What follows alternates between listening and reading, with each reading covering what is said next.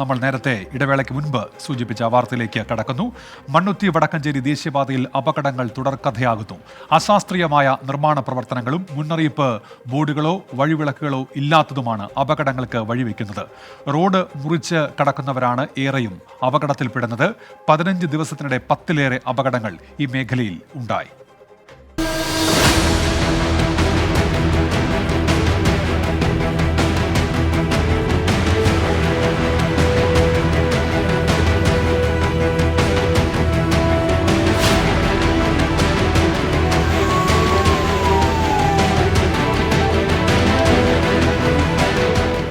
മണിക്കൂറുകളുടെ ഇടവേളയിലുണ്ടായ 3 അപകട മരണങ്ങൾ.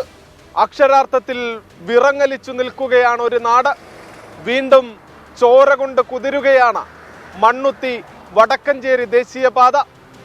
വെള്ളിയാഴ്ച രാത്രി ചുവന്ന മണ്ണിലുണ്ടായ അപകടത്തിൽ കാൽനടയാത്രികനായ രാഘവൻ മരിച്ചു. ശനിയാഴ്ച ഉച്ചയ്ക്ക് ഇരുമ്പുപാലത്ത് വച്ചുണ്ടായ അപകടത്തിൽ സ്കൂട്ടർ യാത്രികനായ ജോർജും. രാത്രി 7:30 മുടിക്കോടുണ്ടായ അപകടത്തിൽ കാൽനട യാത്രികയായ തങ്കമ്മയും. 3 ജീവനാണ് മണിക്കൂറുകളുടെ ഇടവേളയിൽ പൊലിഞ്ഞത്.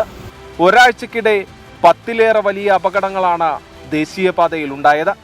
ദേശീയപാത അതോറിറ്റി സുരക്ഷാ സംവിധാനങ്ങൾ ഏർപ്പെടുത്താത്തതാണ് ഭൂരിഭാഗം അപകടങ്ങൾക്കും കാരണമെന്ന് വ്യാപക പരാതിയുണ്ട്. തങ്ങളുടെ കുടുംബത്തിനുണ്ടായ നഷ്ടം ഇനി ആർക്കും ഉണ്ടാകരുതെന്ന് ചുവന്ന മണ്ണിൽ അപകടത്തിൽ മരിച്ച രാഘവന്റെ കുടുംബം പറയുന്നു. ഇവിടെ കുറേ ആൾക്കാരായി ഇങ്ങനെ അപകടത്തിൽ പെടുന്നത്. ഇതിന് അധികാരികൾ ഒരു നടപടി സ്വീകരിക്കുന്നില്ല. ഇവിടെ എന്നാലും ഒരു മേൽപ്പാല അല്ലെങ്കിൽ ഒരു നടപ്പാത എന്തെങ്കിലുമൊക്കെ വേണ്ടതാണ്. അതിന് പിന്നെ വേണ്ടത്ര വെളിച്ചില്ല ഇവിടെ, അല്ലെങ്കിൽ ഒരു സിഗ്നൽ സംവിധാനം ഒന്നും ഇവിടെ ഇല്ല. രാത്രിയിൽ അപകടമുണ്ടായ ഇടങ്ങളിലെല്ലാം വെളിച്ചക്കുറവ് പ്രധാന പ്രശ്നമായിരുന്നു. 6-വരിപ്പാതയുടെ നിർമ്മാണം പൂർത്തീകരിക്കുമ്പോൾ പാതയ്ക്കിരുവശവും വെളിച്ചം സജ്ജമാക്കണമെന്ന കരാർ ഇതുവരെയും പാലിച്ചിട്ടില്ല. നിലവിൽ അവർ കരാറിൽ പണ്ട് പറഞ്ഞിട്ടുള്ളത് വെച്ചാൽ എല്ലാവരുടെയും വഴിവിളക്ക് വേണമെന്നുള്ളതൊക്കെയാണ് പറഞ്ഞിട്ടുള്ളത്.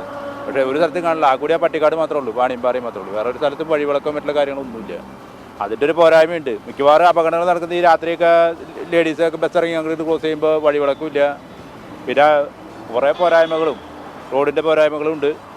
ദേശീയപാതയിൽ വാഹനങ്ങളുടെ അനധികൃത നിർത്തിയിടൽ കാരണമുണ്ടാകുന്ന അപകടങ്ങളും മരണങ്ങളും ദിനം പ്രതി വർദ്ധിക്കുകയാണ്. അപകടങ്ങൾ കുറയ്ക്കാൻ അടിപ്പാത നിർമ്മിക്കുന്നതിനുള്ള അനുമതിയായെങ്കിലും നിർമ്മാണ പ്രവൃത്തികൾ ഇതുവരെയും ആരംഭിച്ചിട്ടില്ല. ഒപ്പം പാതയുടെ ഇരുവശം സർവീസ് റോഡുകൾ നിർമ്മിക്കാത്തതും അപകടങ്ങൾ വർദ്ധിക്കാൻ ഇടയാക്കുന്നു.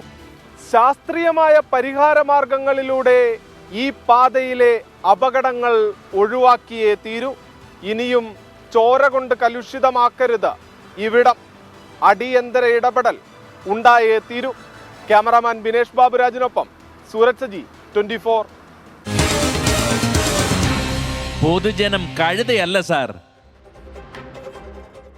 എന്താണ് അപകടങ്ങൾ ഇങ്ങനെ വർദ്ധിക്കാൻ കാരണമെന്നതാണ് ചോദ്യം. ദേശീയപാത അതോറിറ്റി സുരക്ഷാ സംവിധാനങ്ങൾ ഏർപ്പെടുത്താത്തതാണ് കൂടുതൽ അപകടങ്ങൾക്കും കാരണമെന്നുള്ള വ്യാപക പരാതി ഇപ്പോൾ ഉയരുന്നുണ്ട്. രാത്രിയിൽ അപകടമുണ്ടായ ഇടങ്ങളിലെല്ലാം വെളിച്ചക്കുറവ് ഒരു പ്രധാന പ്രശ്നവുമാണ്. നിർമ്മാണം പൂർത്തിയാക്കിയിട്ടും പാതയ്ക്കിരുവശവും ലൈറ്റുകൾ സജ്ജമാക്കണമെന്ന കരാർ ഇതുവരെ പാലിക്കപ്പെട്ടിട്ടില്ല. ജനങ്ങളുടെ പ്രതികരണങ്ങളിലേക്ക്. റോഡ് അപകടങ്ങൾ വർദ്ധിക്കുന്നുണ്ട്. ഇവിടെ പ്രത്യേകിച്ച് സേഫ്റ്റിയുടെ വലിയൊരു പ്രശ്നമുണ്ട്. സേഫ്റ്റിയുടെ ആളുകൾ വളരെ കെയർലെസ് ആണ്.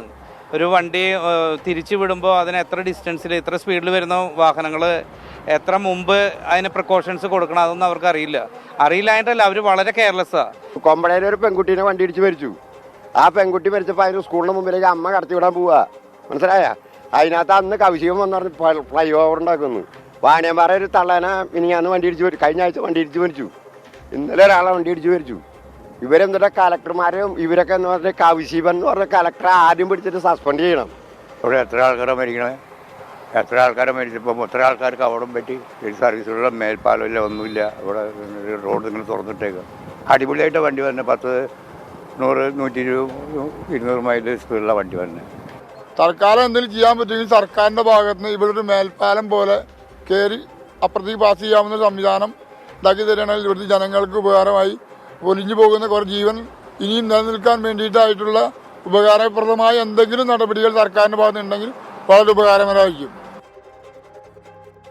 അപ്പോൾ അക്കാര്യത്തിൽ ഒരു അടിയന്തര ഇടപെടൽ ഉണ്ടാകണം. ദേശീയപാത അതോറിറ്റി ഇടപെട്ട് അതുണ്ടാക്കുമെന്ന് നമ്മൾക്ക് പ്രതീക്ഷിക്കാം. അടുത്ത റിപ്പോർട്ട് കൊച്ചിയിൽ നിന്നാണ്, തോപ്പുംപടിയിൽ നിന്നാണ്. അതിലേക്ക് കടക്കുന്നതിന് മുൻപ് ചില പ്രേക്ഷക പ്രതികരണങ്ങൾ കൂടി ചൂണ്ടിക്കാണിക്കുന്നു. പലരും ഈ മറിയക്കുട്ടി വാർത്തയിൽ നിന്ന് വന്നതുകൊണ്ട് തന്നെ പെൻഷൻ കിട്ടാത്ത കാര്യമൊക്കെ ചൂണ്ടിക്കാണിക്കുന്നു. തുടർച്ചയായി 9 മാസമായി എൽഡർ ലൈൻ ജീവനക്കാർക്ക് സാമൂഹ്യനീതി വകുപ്പ് സാലറി നൽകിയിട്ട് എന്നാണ് ആദം ജോൺ ചൂണ്ടിക്കാണിക്കുന്നത്. ഓണത്തിന് കിട്ടിയില്ല, ഇപ്പോൾ ക്രിസ്മസിനും ഇല്ല. ഇതാണ് നിലവിലെ അവസ്ഥ. ഇതിനൊക്കെ മാറ്റം ഉണ്ടാകണം എന്നുള്ള തരത്തിൽ ചോദ്യങ്ങളുണ്ട്. മറിയക്കുട്ടിയെ അനുകൂലിച്ചുകൊണ്ടും മറിയക്കുട്ടിയെ പ്രതികൂലിച്ചുകൊണ്ടുമുള്ള പ്രേക്ഷക പ്രതികരണങ്ങൾ ഇപ്പോഴും സജീവമായി തുടരുന്നുണ്ട് യൂട്യൂബിൽ. ലോകത്തെവിടെയായാലും ഏത് സമയത്തും 24 വാർത്തകളും ഓഗ്മെന്റഡ് റിയാലിറ്റി പാക്കേജുകളും എക്സ്പ്ലെയിനറുകളും വിശദമായി കാണാൻ ഞങ്ങളുടെ യൂട്യൂബ് ചാനൽ നിങ്ങൾക്ക് സബ്സ്ക്രൈബ് ചെയ്യാം.